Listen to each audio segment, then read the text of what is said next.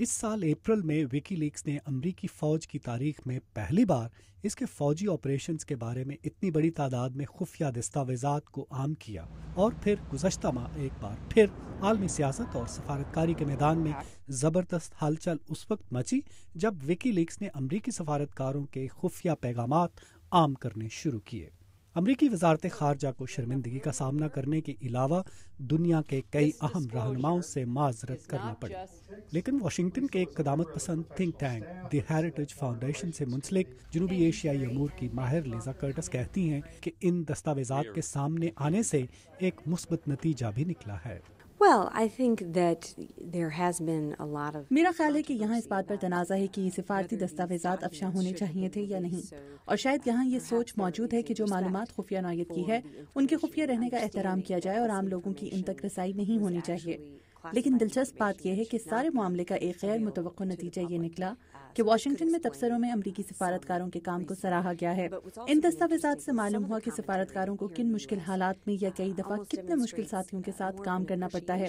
اس سارے معاملے کے دوران یہ بحث بھی جاری ہے کہ حال ہی میں امریکی صحافی باب ووڈورڈ کی شائع ہونے والی کتاب اوباماز وار بھی اسی نوعیت کے خفیہ مواد پر مبنی ہے۔ اس کے مصنف کو بھی خفیہ دستاویزات تک رسائی ملی۔ ہیریٹیج فاؤنڈیشن میں وکی لیکس کے امریکی سفارتکاری پر اثرات کے بارے میں ایک مذاکرے کے دوران اس سوال پر بھی بحث کی گئی کہ کیا روایتی صحافیوں اور بلاگ لکھنے والوں میں تمیز کی جانی چاہیے یا نہیں۔ امریکی خارجہ پالیسی امور کے ماہر پال روزنزویگ کا خیال ہے کہ دونوں میں تفریق ہونی چاہیے۔ یہ سوال بھی اٹھایا گیا کہ کیا کانگریس کو تسلیم شدہ صحافیوں اور بلاگ لکھنے والوں میں تفریق کے لیے کوئی لائسنس وغیرہ جاری کرنے کے بارے میں سوچ بچار کرنی چاہیے۔ میرا خیال ہے ایسا کچھ نہیں ہوگا، مگر یہ ضرور ہو سکتا ہے کہ صحافیانہ اور غیر صحافیانہ سرگرمیوں میں حدود کا تعین کیا جائے۔ یہ ایک چیلنج ہوگا۔ مثال کے طور پر میں ایک بلاگ لکھتا ہوں، مگر اس سے میں صحافی نہیں بن جاتا، میں اپنی رائے کا اظہار کرتا ہوں۔ اس کا یہ مطلب بھی نہیں کہ اخبار میں جو اپنی رائے کا اظہار کرتا ہے وہ صحافی نہیں۔ یہ حد بندی اس طرح سے کرنی ہوگی کہ اظہار رائے کی آزادی بھی قائم رہے، جو امریکی معاشرے کا اثاثہ ہے، اور اسانج جیسے کسی شخص کو اس حق کے ناجائز استعمال سے بھی روکا جائے۔ امریکی انتظامیہ وکی لیکس کے بانی جولین اسانج کے خلاف قانونی چارہ جوئی کرنے کی تیاری کر رہی ہے، جبکہ امریکی قانون اظہار رائے کی آزادی کو تحفظ دیتا ہے۔ کیا وکی لیکس نے جو کچھ کیا وہ آزادی اظہار کے زمرے میں نہیں آتا، اور امریکہ کن بنیادوں پر اسانج کے خلاف مقدمہ چلائے گا؟ یہ وہ سوالات ہیں جن کے جوابات ابھی تلاش کیے جا رہے ہیں۔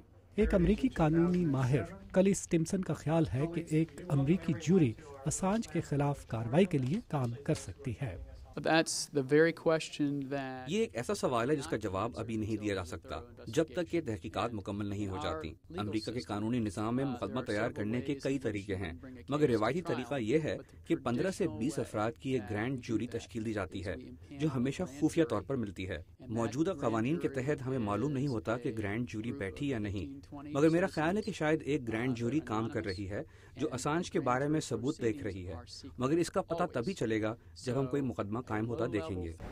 First, some thank yous to all the people around the world who have had faith in me. ابھی یہ کہنا مشکل ہے کہ امریکہ اور سویڈن جولین اسانج پر مقدمے چلا پائیں گے یا نہیں، مگر وکی لیکس کی کہانی ابھی ختم نہیں ہوئی، اور یہ امکان موجود ہے کہ آئندہ سال میں بھی اس حوالے سے انکشافات کا سلسلہ جاری رہے گا۔ ندیم یعقوب، اردو VOA، واشنگٹن۔